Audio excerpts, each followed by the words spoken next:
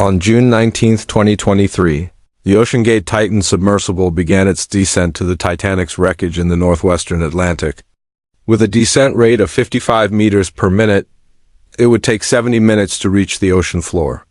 As it descended, the pressure on the submersible's hull increased dramatically, adding the equivalent of 5.3 atmospheres per minute. At its target depth of 3,800 meters, the hull faced the crushing force of 366 atmospheres, equivalent to the thrust of a Saturn VF-1 engine pressing on an area slightly larger than an A3 sheet of paper. An hour and 45 minutes into the dive, under this immense pressure, the Titan lost contact with the surface. We now know it suffered a catastrophic implosion, a tragic accident that claimed the lives of those aboard. As a former composite design engineer with a master's thesis in composite failure prediction, I believe this disaster was foreseeable. Let's explore the questionable engineering decisions that led to this tragedy. The Titan submersible was built with two titanium endcaps, one featuring a large acrylic window joined to a filament wound carbon fiber reinforced epoxy hull. Inside, the setup was minimal. Screens displaying data from external cameras and 4 electric thrusters controlled, reportedly by a third-party GameCube controller. While some have criticized the controller, my concern lies with the hull's composite material. Carbon fiber composites are not known for their compressive strength. They excel in tension, making them ideal for pressurized airplane fuselages where internal pressure expands the structure, pulling the fibers taut. In a submersible, however, external pressure compresses the hull, placing the fibers primarily in compression. This choice raised immediate concerns when I first learned of the missing submersible, prompting me to investigate OceanGate's rationale for using this material. OceanGate selected carbon fiber composite for its natural buoyancy, aiming for near-neutral buoyancy where the submersible's weight matches the water it displaces. This minimizes energy needed to rise or sink, allowing the submersible to float to the surface in an emergency by dropping ballast weights. Unlike traditional submarine hulls made of steel or titanium, which require foam layers to achieve neutral buoyancy, OceanGate's CEO Stockton Rush, who was aboard the Titan, stated they wanted to avoid the added cost of foam. This decision could be justifiable if the composite hull was proven capable of withstanding the extreme pressures of the deep sea. However, OceanGate's own statements reveal they did not adequately test the hull's capabilities. In a now-removed blog post, OceanGate justified bypassing regulatory body certification, claiming most marine operators require vessels to be classed by independent groups to ensure compliance with accepted standards.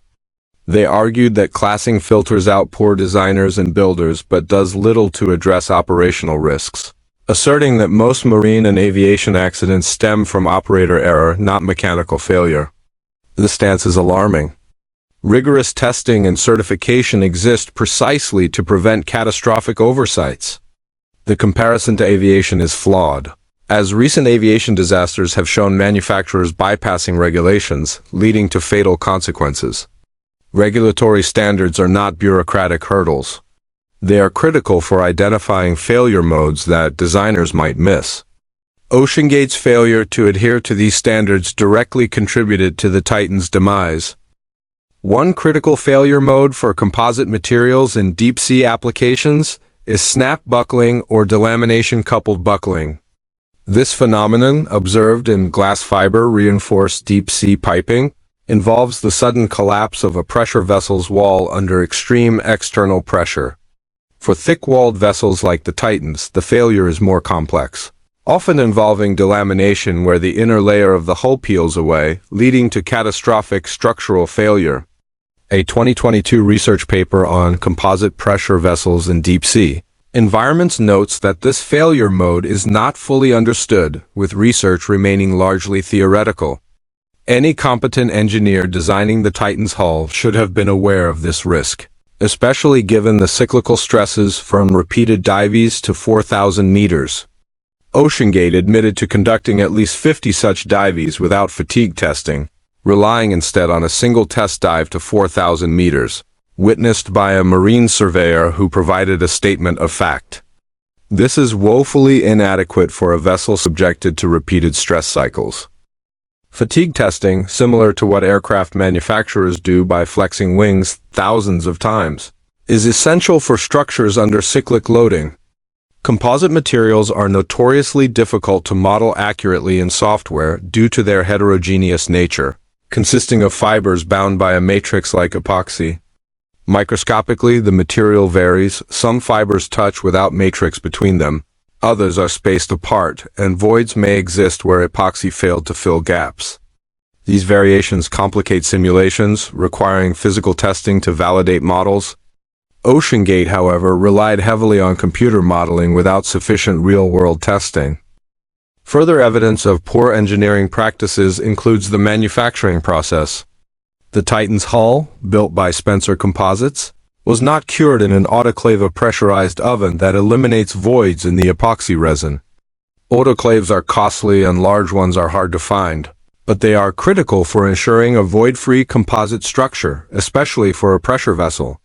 Instead, OceanGate used a cheaper vacuum bagging method, resulting in a hull with a porosity of less than 1%.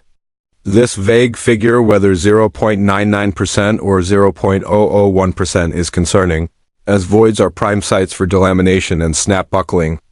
The 2017 Composites World article interviewing Spencer Composites CEO highlights the design challenge, yet OceanGate proceeded without addressing these risks adequately.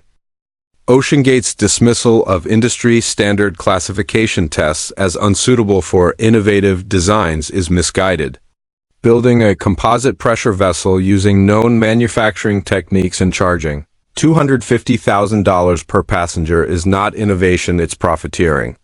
True innovation would involve rigorous testing to understand and mitigate failure modes like snap buckling, advancing material science for broader applications. Instead, OceanGate ignored warnings, including a 2018 lawsuit from a former employee, David Lockridge, who was fired after raising concerns about inadequate checks for voids and delaminations. OceanGate claimed the technology to inspect such a thick composite did not exist, relying instead on an acoustic monitoring system to detect fractures. However, carbon fiber composites fail suddenly with minimal warning, rendering such a system ineffective, akin to watching for lightning to predict thunder.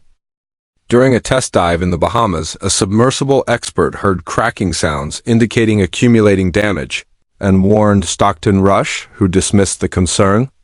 This acoustic system was little more than safety theater, designed to reassure non-technical customers.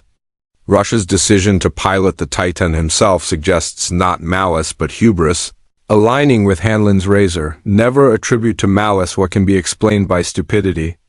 This tragedy reflects a broader trend in engineering, exemplified by some high-profile CEOs who prioritize speed over safety, as seen in Virgin Galactic's 2014 crash due to inadequate design and oversight. When engineers neglect safety, the consequences can be catastrophic, affecting countless lives. We need more engineers like David Lockridge, who prioritize safety over compliance with reckless leadership. The mission to inspire the next generation of engineers must emphasize solving humanity's greatest challenges responsibly. Organizations like 80,000 Hours, a nonprofit dedicated to evidence-based career advice, provide valuable resources for finding impactful, fulfilling careers.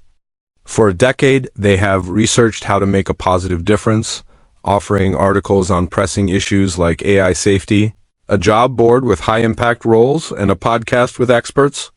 Their free, research-led career guide, available by joining their newsletter at 80,00hours.org, equips aspiring engineers to tackle global problems with rigor and responsibility.